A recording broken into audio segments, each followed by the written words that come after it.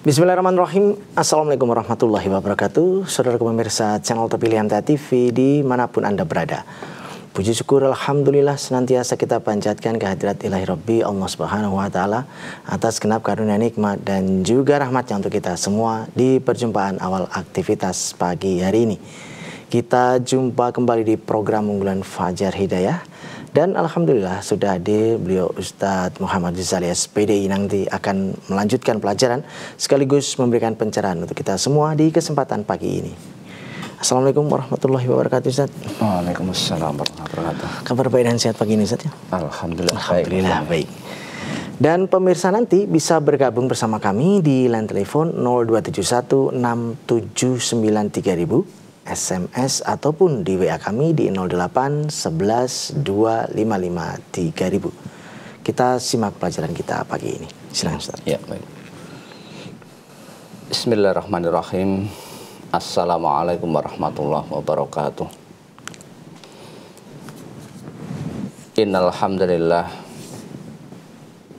nahmaduhu wa nasta'inuhu wa nastaghfiruh.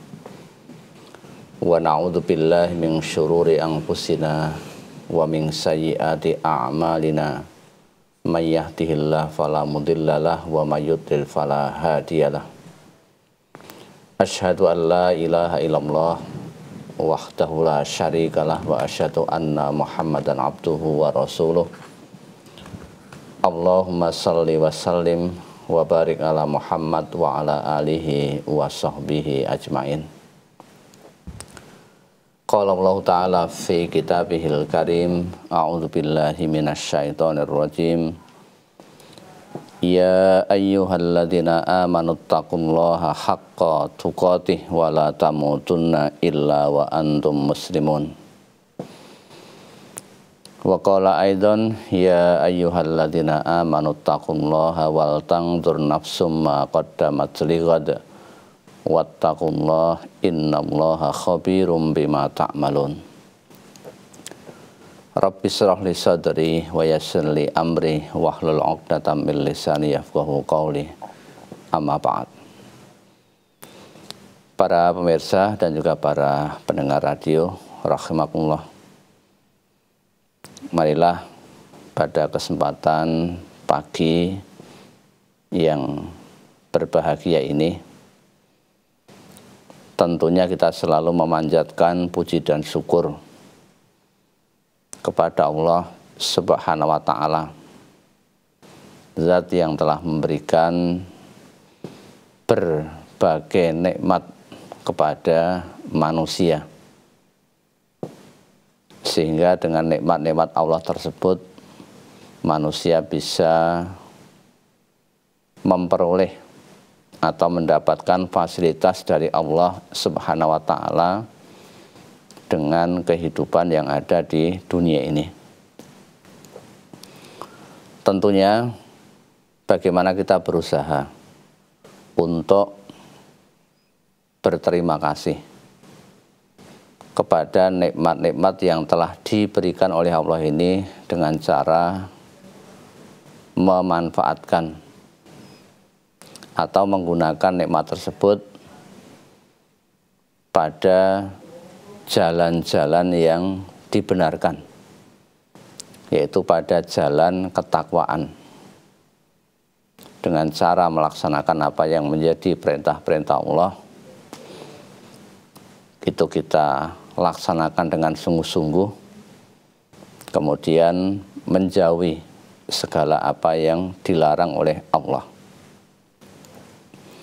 Selawat dan salam mudah-mudahan senantiasa diberikan kepada uswah hasanah kita, suri teladan kita, Nabi Muhammad SAW beserta sahabat-sahabatnya dan juga orang-orang yang mengikuti risalahnya sampai yaumul qiyamah.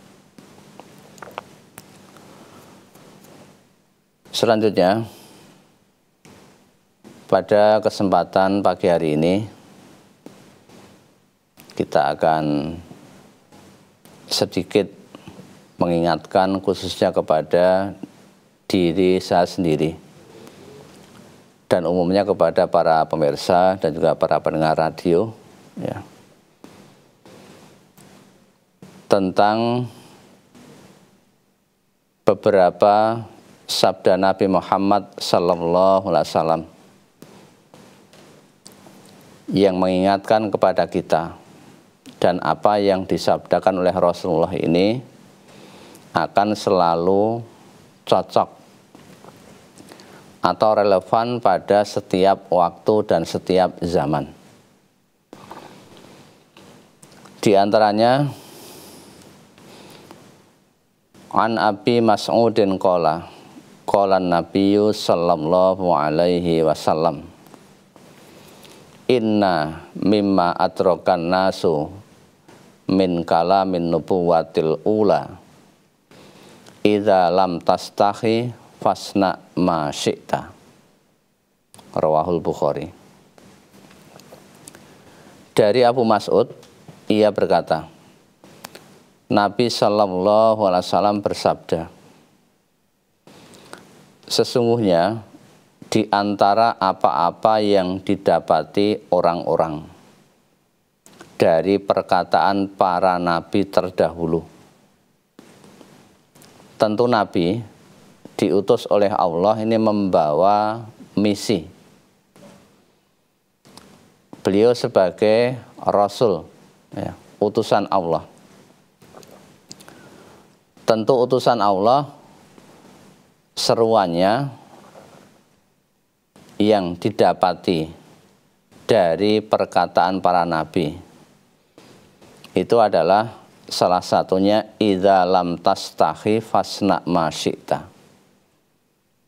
Apabila kamu sudah tidak punya rasa malu, fasna ma syi'ta, maka berbuatlah sekehendakmu.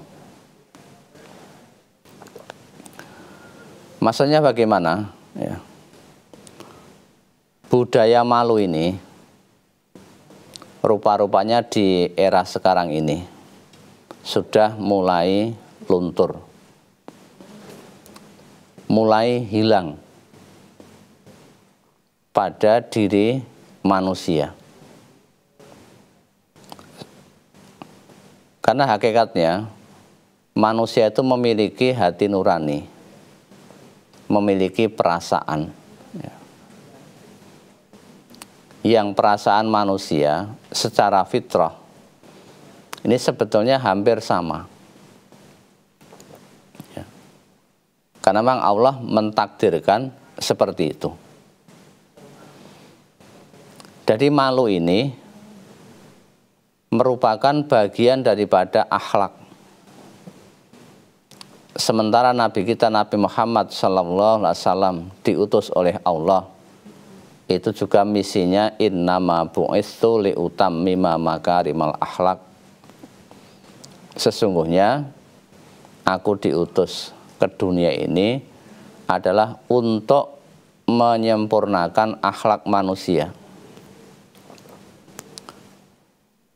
Dalam sabdanya yang lain, Rasulullah bersabda, qala Rasulullah sallallahu alaihi wasallam. Ini yang dibawa dari Zaid bin Talhah bin Rukanah. Ini Rasulullah bersabda, likulli dinin khulukun. Bagi tiap-tiap agama itu ada akhlaknya. Jadi agama itu merupakan bagian daripada akhlak, ya. Kemudian wa khuluqul islami al haya'u. Dan akhlak Islam itu adalah malu, ya.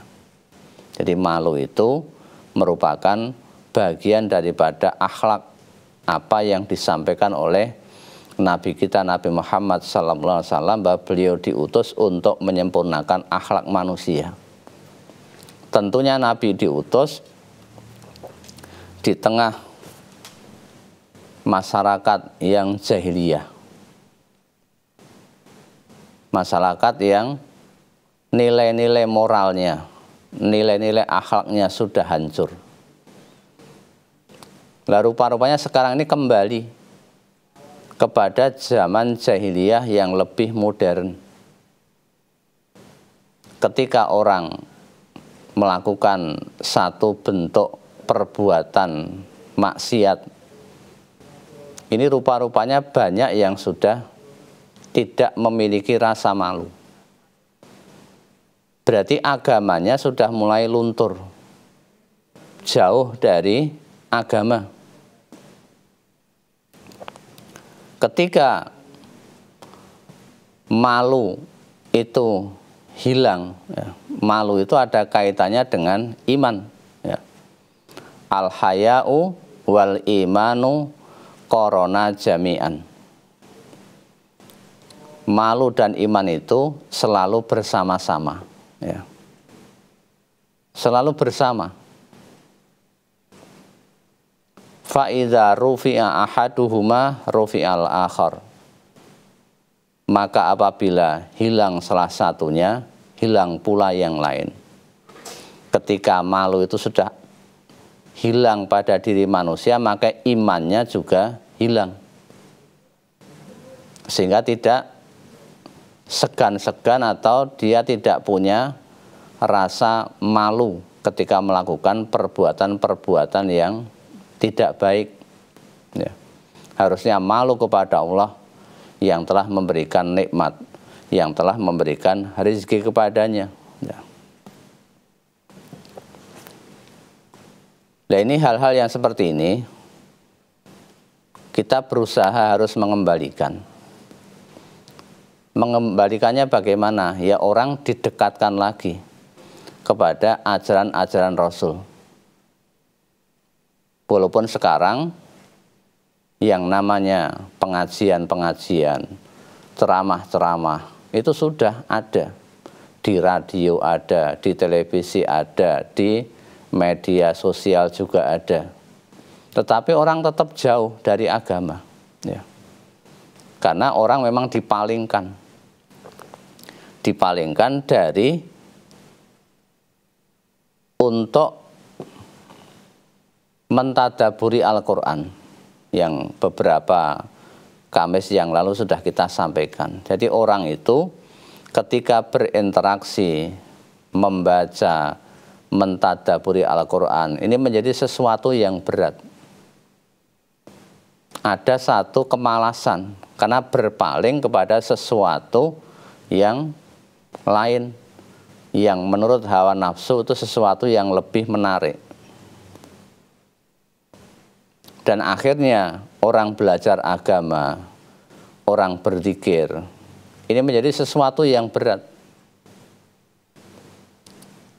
Ketika orang sudah merasakan kenikmatan dengan hawa nafsu yang dilakukan, maka dia sudah tidak punya rasa nikmat untuk melakukan kebaikan-kebaikan. Karena untuk melakukan kebaikan, ini orang itu akan menjadi satu bentuk keterpaksaan, ya.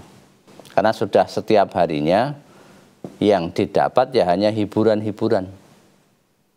Padahal hiburan yang bersumber dari hawa nafsu itu hanya hiburan-hiburan yang sifatnya menyenangkan sesaat.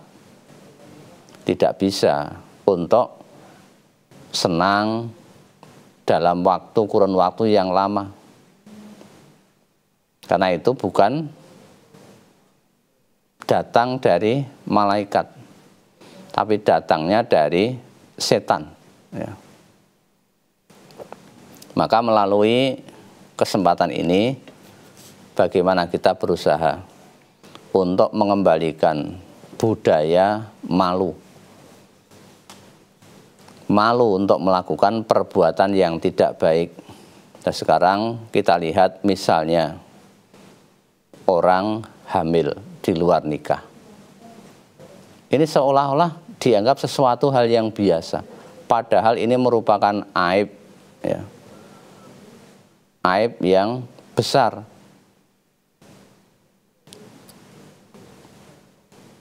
Dirinya aib, merasa malu.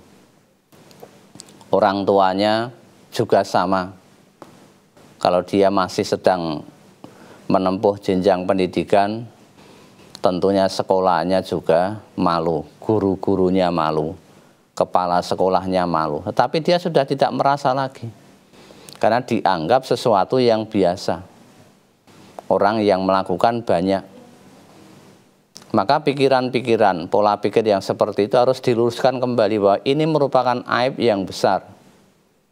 Maka Islam ketika ada satu perbuatan dosa, di situ ada yang namanya peringatan, ada punishment.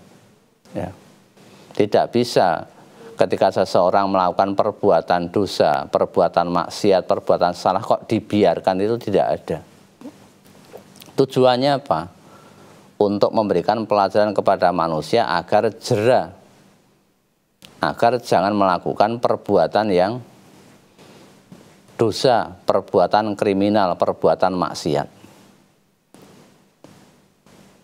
Itu. Pergaulan bebas juga sama, yang menyebabkan tadi ya, perzinaan. Kemudian minum-minuman keras, ini juga suatu aib, tetapi dianggap sesuatu yang biasa. Nah, ini kan pergeseran nilai, pergeseran moral.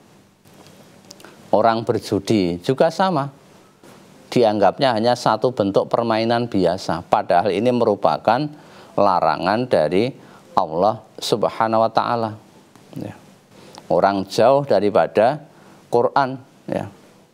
Sudah tidak mau belajar lagi, bahkan berpaling. Kalau orang berpaling dari Quran, ya secara otomatis dia akan mendapatkan penghidupan yang sempit. Wa man a'radha an dzikri fa inna lahu ma'isyatan dongka.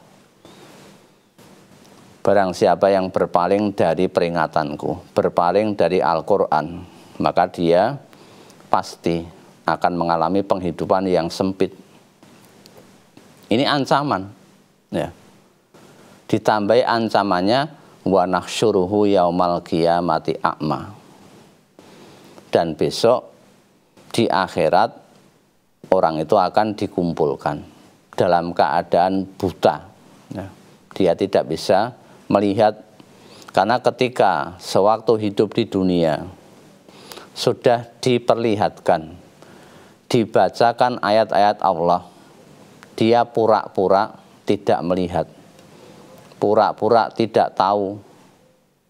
Surat Al-Maidah ayat 90, ya ayyuhalladzina amanu innamal khamru wal maisiru wal ansabu wal azlamu rijsun min amalis syaiton fajtanibuhu la'allakum tuflihun. Orang sudah lupa dengan ayat ini. Yang diseru adalah orang-orang yang beriman. Nah, tadi di antara iman dan malu itu selalu bersandingan. Ya, tidak bisa dipisahkan antara satu dengan yang lain. Kalau malunya sudah hilang, maka imannya ikut menjadi hilang. Nah, di ayat ini Allah melarang terhadap orang-orang yang beriman biar selamat. Maka dikatakan innamal khamru, sesungguhnya meminum khamr. Padahal minuman yang lain itu masih banyak. Air murni, air mineral banyak, air kelapa muda ada, berbagai macam jus ada, ya. Tetapi mengapa kok memilih sesuatu yang sebetulnya hanya terbatas, ya. Khamr, sesuatu yang bisa memabukkan. Ini menjadi kegemaran, ya, menjadi kesenangan manusia, padahal dilarang oleh Allah. Termasuk wal maisir, berjudi. Ini juga satu kegemaran, karena pengen mendapatkan keuntungan yang mudah, keuntungan sesaat hanya dengan bermain, misalnya apa, kartu remi, atau kartu domino, atau mungkin bentuknya judi slot, atau bentuk-bentuk yang lain, itu kan gampang sekali. Hanya seolah-olah kita bermain tapi mendapatkan uang, mendapatkan imbalan dengan cara yang mudah, tidak mau bersusah-susah. Itu dilarang oleh Allah. Ya. Dan juga wal ansab, ya, berkorban untuk berhala, sesaji-sesaji, ini masih dipertahankan. Ya. Kemudian wal azlam, mengundi nasib dengan anak panah, untung-untungan, ya, menentukan nasibnya bukan bersandar kepada Allah, tapi kepada benda-benda berupa anak panah zaman dahulu. Itu dikatakan min amali syaitan, termasuk perbuatan setan. Perintahnya apa? Fajtanibuhu la'allakum tuflihun. Jauhilah biar kamu mendapatkan keberuntungan. Berarti orang-orang sekarang, orang-orang yang tidak punya rasa malu, diajak untuk menjadi orang yang beruntung, orang yang menang tidak mau. Karena hatinya sudah tertutup oleh hawa nafsu yang selalu dihiasi sesuatu yang indah-indah. Nah, yang menghiasi itu hakikatnya setan yang akan membawa ke neraka. Ya, saya kira itu sedikit yang bisa kita sampaikan sebagai peringatan bagi kita semuanya. Ya, baik. Baik pemirsa, kami harapkan Anda bisa bergabung di line telepon 02716793000, SMS ataupun di WA kami di 08112553.000. Baik Ustadz, kita bacakan terlebih dahulu Ustadz ya, yang ada di WA. Dari saudara kita yang ada di Bungo, ya, menanyakan makmum masbuk apakah membaca iftitah ataukah tidak Ustadz? Dan yang kedua, yang dimaksud menghardik anak yatim itu yang bagaimana Ustadz? Yang pertama tentang masalah makmum masbuk, makmum yang ketinggalan di dalam sholat. Tentu kita akan melihat dulu imamnya itu sholatnya pada saat membaca sholat yang sir, pelan, atau yang jahar. Ya. Ketika misalnya sholat zuhur, sholat asar, berarti kan imamnya membaca bacaan dengan sir atau pelan. Ketika sholat maghrib, isya, subuh, imam membaca dengan jahar. Misalnya kita masbuknya pada sholat isya, pada rakaat yang kedua kita baru masuk sementara imam sedang membaca surat. Ya berarti di situ kita tidak membaca doa iftitah. Ya. Tadi yang ditanyakan doa iftitah atau apa? Iftitah ya. Ya, iftitah. Kenapa tidak membaca? Karena imam sedang membaca. Perintahnya wa idza quri'al Qur'an fastami'u lahu wa ansitu la'allakum turhamun. Apabila sedang dibacakan Al-Qur'an, perintahnya apa? Fastami'ulah, supaya kita mendengarkan bacaan tadi. Wa ansitu, kita diam tenang memperhatikan. La'allakum turhamun, biar kamu semuanya mendapatkan rahmat dari Allah. Sehingga pada saat itu kita tidak usah membaca doa iftitah.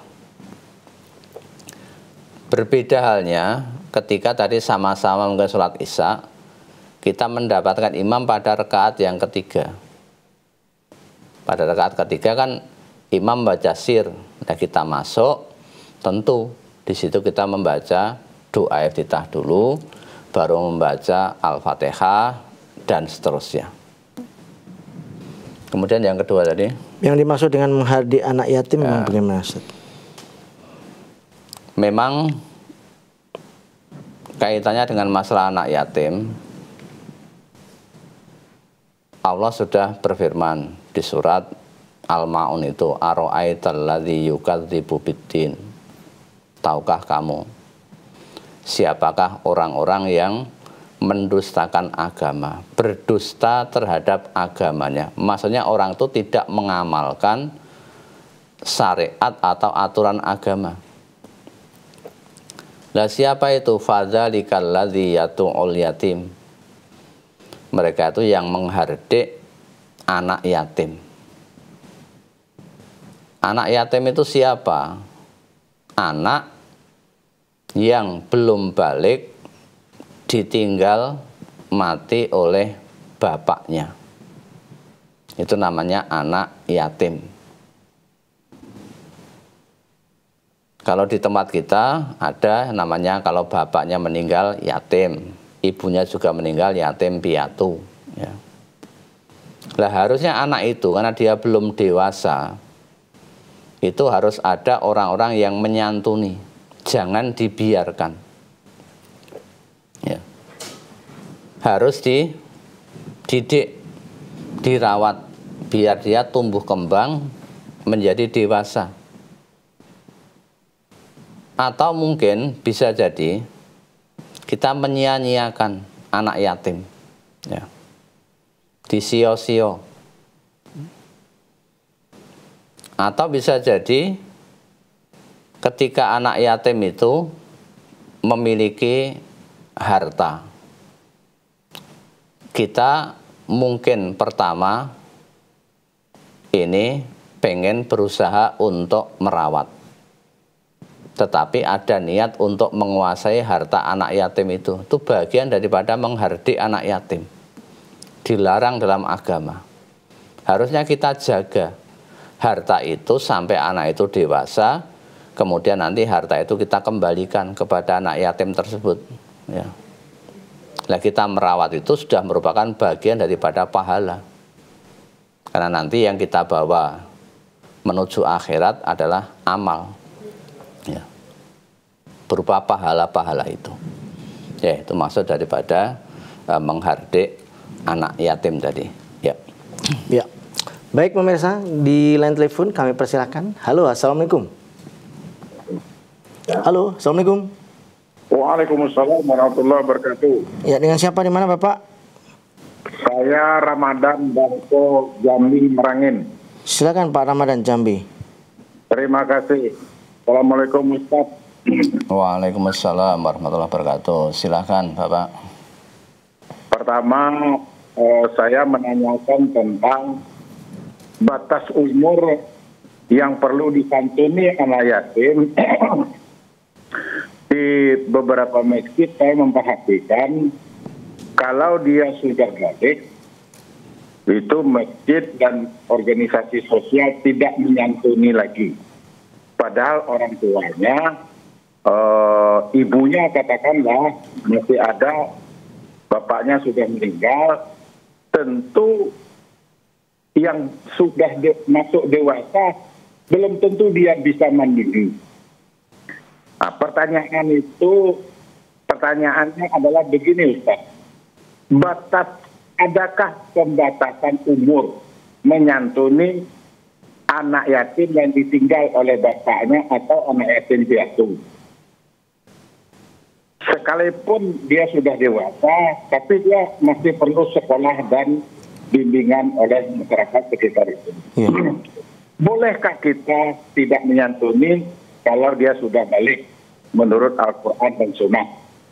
Yang kedua, apakah apabila ada masyarakat kita, seandainya seorang ibu ditinggal oleh katakanlah anaknya dan tidak punya saudara, dia hidup sendiri, apakah ini termasuk kategori yatim atau perlu dipelihara oleh masyarakat yang ada di sekitar, atau katakanlah kaum muslimin yang ada di sekitar tempat tinggal itu? Ya. Mohon tausiahnya Ustaz. Terima kasih. Mohon maaf atas kekurangannya. Assalamualaikum warahmatullahi wabarakatuh. Waalaikumsalam warahmatullahi wabarakatuh. Di dalam agama kita, orang ketika mendapatkan taklif atau beban agama, itu dimulai batasnya adalah dia ketika sudah dewasa. Dia akan mempertanggungjawabkan apa yang ia lakukan. Ketika dia belum dewasa, masih anak-anak, itu rufi'al qalam, diangkat pena, tidak ditulis satu bentuk perbuatan dosa. Karena dia belum dewasa, akalnya belum sempurna untuk bisa memilah dan memilih, membedakan mana yang benar dan mana yang salah. Ketika seseorang sudah dianggap dewasa, berarti dia sudah tanggung jawab. Apabila dia melakukan satu pelanggaran, ya dicatat sebagai perbuatan dosa. Ini diawali dari sini dulu, tentang masalah taklif tadi, beban agama. Dan Allah juga tidak akan membebani kepada seseorang yang melainkan sesuai dengan kemampuannya. La yukallifullahu nafsan illa wus'aha, di surat Al-Baqarah ayat 286 itu. Termasuk juga anak yatim ini. Kapan kita disebut sebagai, atau orang disebut sebagai yatim? Ya misalnya Mas Tommy ini, ya. Ibu masih ada, Mas Tommy? Masih. Oh, masih. Ya. Saya juga sebagai anak yatim, karena bapak saya sudah meninggal. Bapak seperti itu? Ya. Tidak. Yang disebut sebagai yatim dalam agama itu ketika seseorang belum balik, karena dia akalnya belum sempurna. Orang-orang punya kewajiban agar anak itu dijaga, dirawat, dipelihara sampai dia menginjak dewasa. Kalau dewasa dia bisa menentukan nasibnya sendiri. Kewajibannya sampai di situ. Misalnya orang tidak menyantuni ketika sudah dewasa, itu tidak menjadi dosa. Ya. Tetapi mengarahkan, ya, membimbing dan seterusnya, kalau misalnya dia belum bisa mandiri, ya boleh-boleh saja. Tapi anak tetap diajari bagaimana dia bisa segera otaknya itu atau secara usia dia menginjak dewasa. Nah, kalau yatim itu ketika ditinggal meninggal oleh orang tuanya, ya sekarang ini kan banyak sekali ya orang-orang yang yatim. Ya. Maka di depannya itu kan ada embel-embel anak yatim. Ya. Anak berarti kan berapa? Dikatakan anak itu usianya berapa? Ya. Nek orang miskin, tapi anak yatim. Walaupun demikian, kita sebagai orang Islam tidak boleh lepas begitu saja. Termasuk kepada tadi seorang janda, ya, yang ditinggal atau dia tidak mempunyai anak misalnya. Dia sudah sepuh.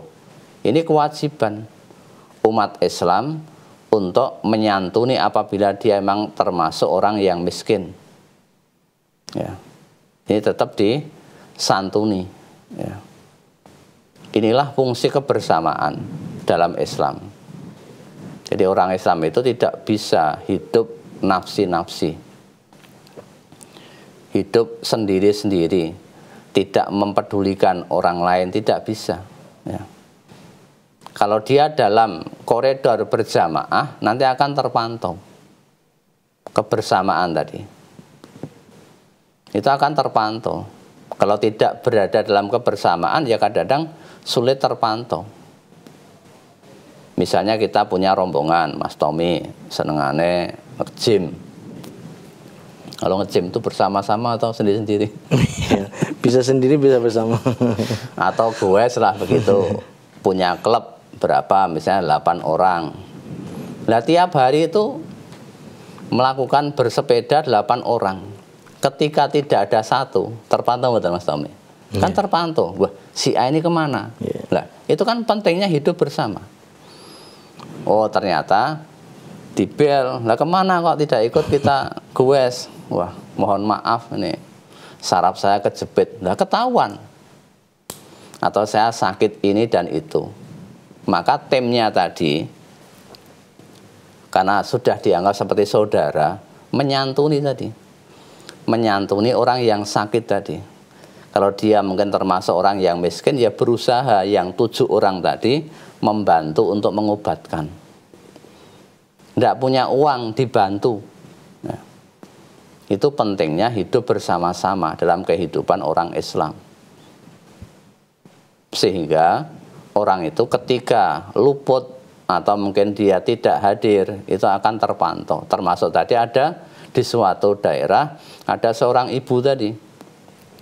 Dia orang miskin, sebatang kara, maka kalau dia punya kelompok, ya, kelompok orang Islam, harusnya akan terpantau. Kemudian disantuni. Inilah pentingnya kehidupan kebersamaan di dalam agama Islam.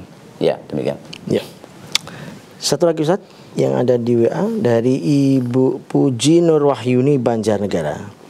Mohon tausiahnya Ustaz terkait mendoakan orang tua ataupun keluarga yang sudah meninggal, yang biasanya setiap malam Jumat dibacakan Yasin dan tahlil Ustaz. Ya, tentu doa ini adalah ibadah, ya. Ketika ibadah, maka mau tidak mau kita dituntut untuk mendatangkan dalil, ya. Di surat At-Taubah ayat 113 disebutkan, maka nalin nabiyyi walladzina amanu ayyastaghfiru lil musyrikina walau kanu uli qurba mim ba'di ma tabayyana lahum annahum ashabul jahim. Ini kaitannya Nabi memintakan ampun atau mendoakan kepada pamannya, ya, Abu Thalib. Ini ditegur oleh Allah, tidak pantas bagi Nabi dan orang-orang yang beriman ini memintakan ampun kepada Allah untuk siapa? Untuk orang-orang musyrik, sekalipun orang musyrik itu dari kaum kerabatnya, dari familinya, keluarga dekatnya, termasuk bapak ibunya. Mim ba'di ma tabayyana, sesudah nyata bagi mereka, lahum, ya, untuk mereka bahwasanya mereka itu termasuk penghuni neraka jahanam. Lah kenapa penghuni neraka jahanam kok didoakan? Ya kita tidak boleh. Maka dari sini kita bisa mengambil kesimpulan bahwa kita boleh mendoakan, ya, boleh menyolatkan kalau orang yang meninggal itu adalah orang Islam. Kalau bukan orang Islam dilarang, wala tusolli ala ahadim minhum mata abadan wala takum ala qabri. Ini juga larangan menyembahyangkan orang-orang musyrik, orang-orang munafik, ya. Janganlah kamu sekali-kali menyembahyangkan jenazah seseorang yang mati di antara mereka untuk selama-lamanya. Kemudian wala takum ala qabri, jangan kamu berdiri di kuburnya, maksudnya berdoa untuk orang-orang yang musyrik tadi. Kenapa? Innahum kafaru billah wa rasulih, karena mereka itu kufur, telah kafir kepada Allah, kafir kepada Rasul. Wa matu wa hum fasikun, dan mereka mati dalam keadaan fasik. Maka dari kedua ayat ini kita boleh mendoakan orang tua kita, kerabat kita, selama mereka itu Islam. Ciri Islam berarti dia sholat. Kalau tidak berarti kita dilarang untuk mendoakan berdasarkan ayat ini, ya. Bukan berdasarkan dari omongan saya. Lah tentang waktunya kapan, tidak ada ketentuan khusus, ya. Oh harus malam Jumat Kliwon, tidak ada. Datang ke kuburan, dibacakan ayat-ayat Quran, doa-doa, pahalanya dikirimkan kepada si mayit yang dalam kubur, itu tidak ada. Kita belum tahu ilmunya, ya. Kalau belum tahu ilmunya ya sudah, tidak usah dilaksanakan, ya.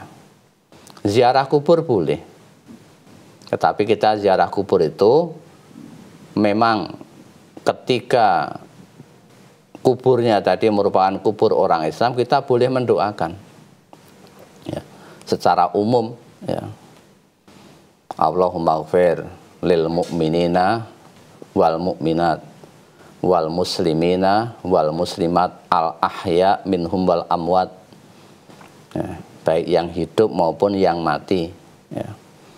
Ketika masuk makbarah kuburan kita juga dituntunkan untuk mengucapkan salam, assalamualaikum ya ahla diyar, keselamatan kamu wahai ahli kubur,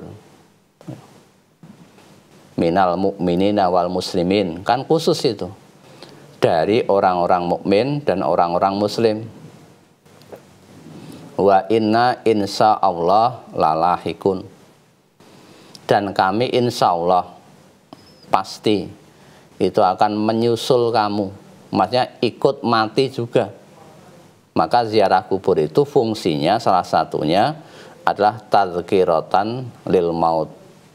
Jadi mengingat bahwa kita nanti juga akan mati. Perlu persiapan amal, karena kita menyaksikan orang-orang yang sudah berada di alam kubur itu tidak membawa harta benda dunia.